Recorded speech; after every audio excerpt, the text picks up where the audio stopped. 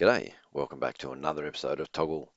I've been a bit slack this week, I haven't done a lot of filming, so this episode is predominantly about the chickens, so let's get straight into it. So I've just heading back from Launceston having my ear checked, and I'm just a couple of minutes from home. All the way back the last hour or so I've been looking at that smoke, hoping it wasn't up near us, and it's actually very close to us. It looks like there's about 3 different fronts out there.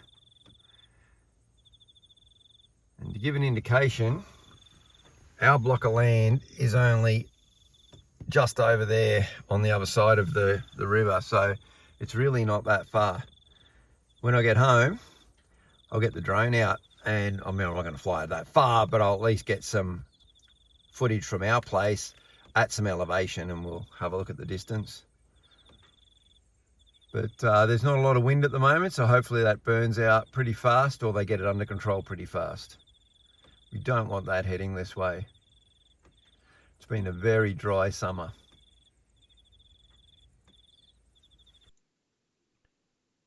So I've since found out that it was actually the forestry mob doing some controlled burn-offs, because this day it had been raining a little bit, it was cooler, and the wind was very mild. There wasn't much wind. We have been getting heaps of wind. So you can see how far that smoke's stretching. You can also tell that it's just a gentle breeze pushing that across as well. That went right across as far as Waratah apparently. As I continue to pan towards the west and then spinning around towards the north, which is looking up towards the coast, you'll see that there was another fire burning out on the coast as well. And apparently that was a controlled burn. If I just pan slightly more to the right, and the hill that appears, that is Round Hill Lookout.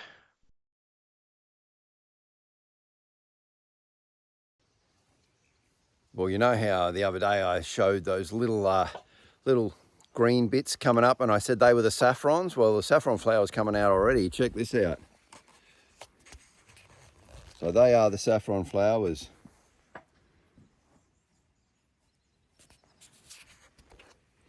And so what we're after is those 3 red stamens in the center. We'll take them. So 3 per flower. They're a very pretty flower.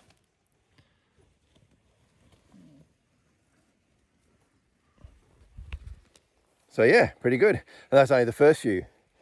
There's a lot more to come up yet. So I think we might get a nice little crop of saffron this year. Cody and I have just put a little layer of gravel down because she's getting a bit slippery with that rain. And Kay slipped over in here. So we've got a little layer of gravel now, which means during winter when we come in, no one should be slipping. I just popped down here to the chook pen. I want to put the perches up, and then I need to get the nest box in, because the perches I've just had laying on the ground. I actually wasn't going to film any of it, but then when I just came down and came in and went to put the perches in and realised, oh my God, they got a heap of eggs. So they've already started laying. I hope you saw that. Yeah, eggs. So there's a pile of eggs. So I bought an egg carton. I'll pack them all in. They couldn't have been there more than a few days. Probably, I reckon maybe 3 days worth there from, 3 or 4 chickens. So that's really good to know. So I need to get cracking. So what I'm going to do is these. Let's see if I can spin this around. Okay, so what I'm going to do is these branches I've had sitting here, I've been meaning to put them up, but I'm just going to get these blocks of timber. I'll screw them onto the wall over there and over there, and then I can run a perch across and run 2 perches. So I'm not going to film any of that. I'll just film the end result.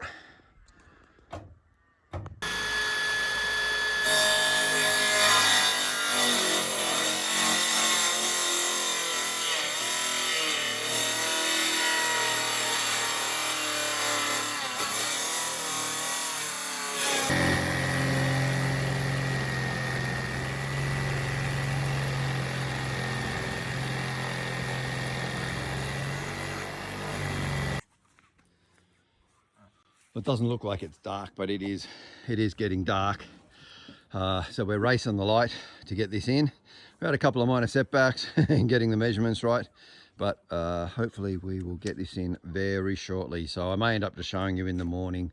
We'll see how much light's about by the time we get this in, but we're close. Well, it's about 3 o'clock the next day, and I have finally got this little nest box finished. Just the one. I've still got to do the other one yet. Boy, it has been so many dramas, so many little things I hadn't considered, angles, measurements, getting things wrong. It's just, yeah, it's been one hell of a drama, but we have it there. So let's have a look at this. I'll flick the camera around. So that's it there. I'll get an angle. So it's just sitting out like that. Now it is hinged, as well as the fact that I've got this, it's like a waterproof membrane that you would normally put down before you build a wall on it, but it works well there. And I've run a bead of silicone across the top. Between the plastic and the wall, I ran silicone, smoothed it out, stapled it all in, as you can see. Just a little half-spun staple. So we can just undo that. That lifts up. And then we should have, that's where the eggs will get laid, in those 3 there. So I've put three hinges on. There's a hinge there, and there's one there. There's another hinge there. So the 3 hinges. So that works pretty well now. It's been a lot of work, but at least it's done. It's vermin proof, nothing will get in, and the chickens can lay the eggs there. So hopefully they will start laying eggs. Only one chicken has laid today. I've got those perches up. So they laid it over in the corner there. So I need to get all this sorted. And there's their nest boxes there. And I was reading that you're supposed to have your perches higher than your nest boxes, and if you do, the birds will perch up on here. They want the highest. They won't perch. They won't sleep in the nest box, and hopefully won't poop in the nest box.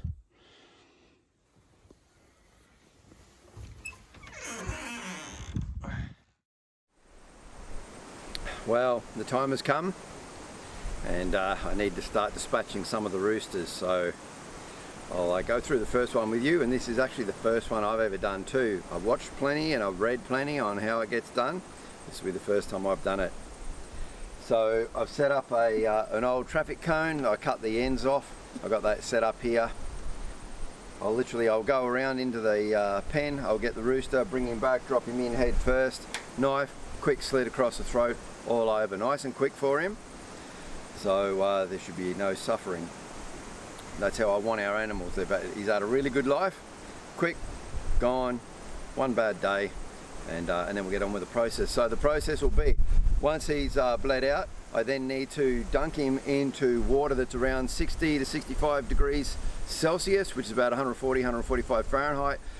So I've got water boiling up at the house at the moment for that. Dunk in that for a couple of minutes until the feathers start to come out. That makes the feathers come off, it makes the skin and the claws come off the feet for those that like to eat the chicken feet. I don't. I know there's a lot of people who like to talk about, you know, the nose to tail eating, eat everything, don't waste anything.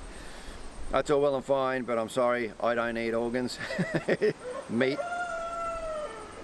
Singing his last song. Meat, that's it. So the organs and that sort of stuff and the feet, that'll end up, you know, going to the dogs, or I'll feed the quolls and the Tassie Devils with it or something. But anyway, so I'm not keeping those parts. So yeah, in there, into the water, plucked straight into ice water.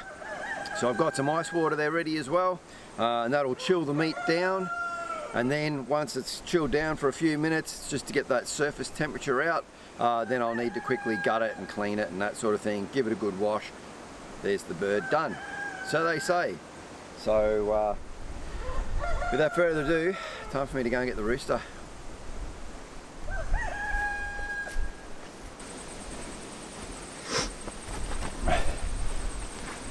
Okay, one very big Sussex rooster. Let's get this done.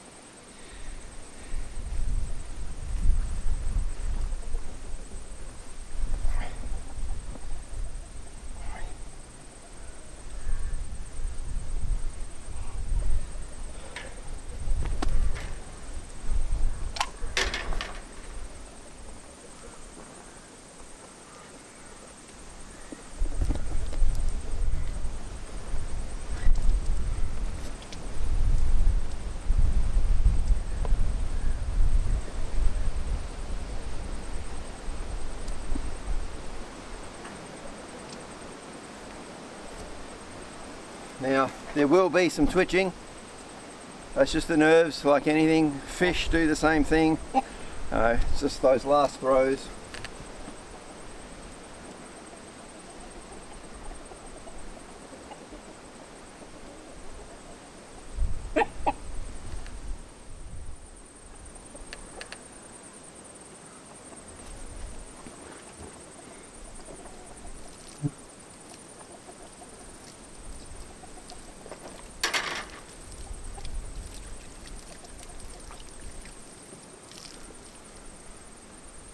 And while the carcass finishes bleeding out, I'll go up and I'll get the hot water. And the reason I'm tucked down here behind the chin coop is it's really windy today. The wind's coming from that direction. This is about the only place I could find that was out of the wind to get this done. The main reason I need it to be out of the wind is because I will keep the water over the gas cooker. So I need it to not blow the wind out. Blow the flame out, sorry. I need it to not blow the flame out. I had to actually take the water off the fire, off the cooker, because I got it too hot. It was up around 75 degrees Celsius, which is just a tad too hot.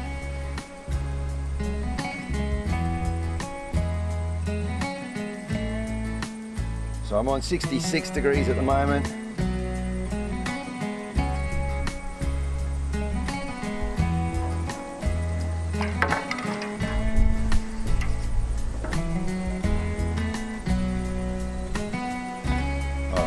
That'll drop another couple of degrees as the chicken goes in anyway. Now a lot of this water is going to come out because this is a big rooster and this was the biggest pot I had. I'm going to have to get a bigger pot, I think.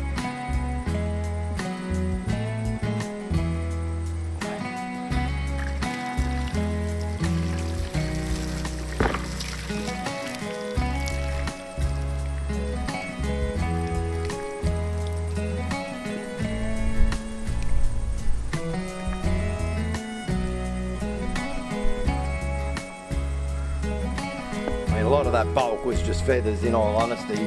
I mean, he looked huge, but once he's plucked, he won't look so big. He fits in there all right. And this is probably one of the bigger ones. They won't all be this big. I've also got iced water there, ready to go.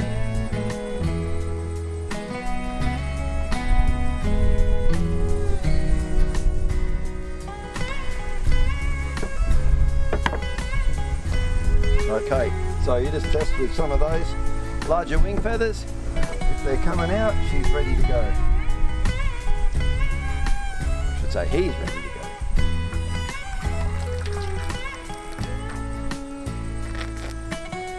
See, all those feathers will just come straight out now.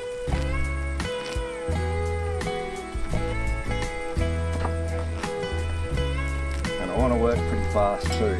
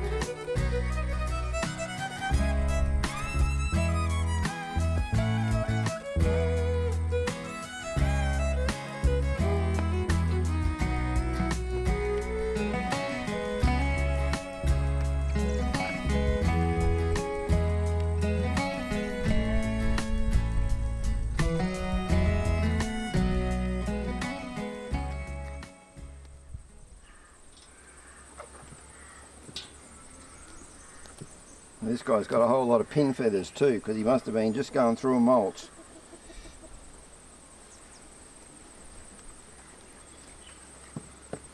But we're almost there. It's taken a little bit longer than I'd like, but it is my first attempt. And you know, some people, they'll actually have a plucking machine, which would be handy. I guess if you're doing a lot it'd be handy, but you've only got to do a couple. It really doesn't matter to do it this way.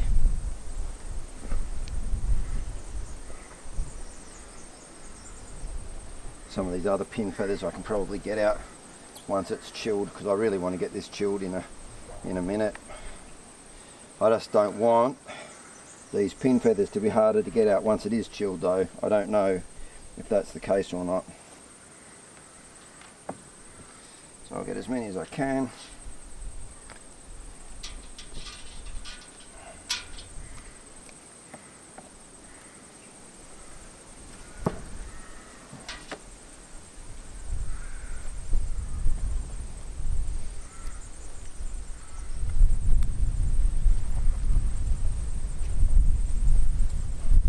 Right, I'm going to ice him down. The rest I'll clean up once I've gutted him.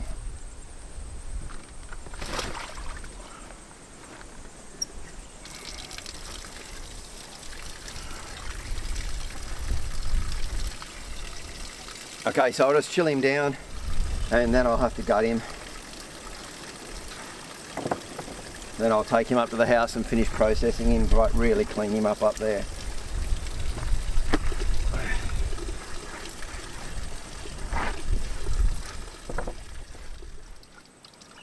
Alright, now it's time to clean him up.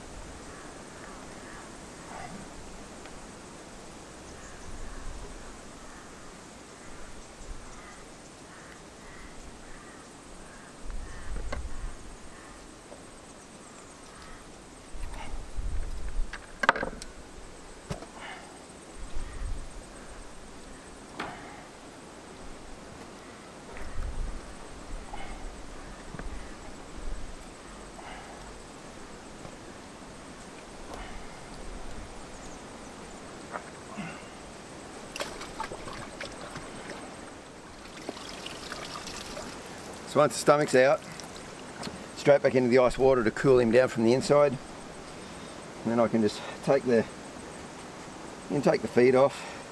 I'm going to take the leg off up here.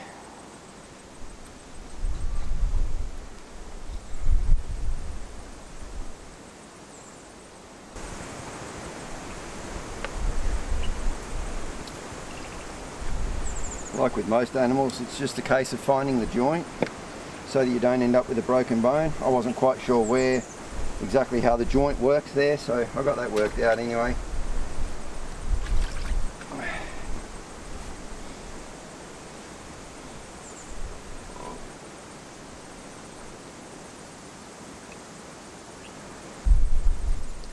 There we go. Alrighty, so now there's our chicken. Mostly processed. I've still got to get a lot of these little pen feathers out and give him a clean up, but get him back in the ice water. I'm going to take him up the top there and do that. We'll get that sorted out. Now, short one this week, but that's all I got time for. So I'm going to wrap it up right here. Next week, we'll do the roast chicken and we'll see how it tastes, among other things. Alrighty, thanks very much for watching. I appreciate you stopping in. Until next week, stay safe, take care. I'll see you next Friday. Cheers.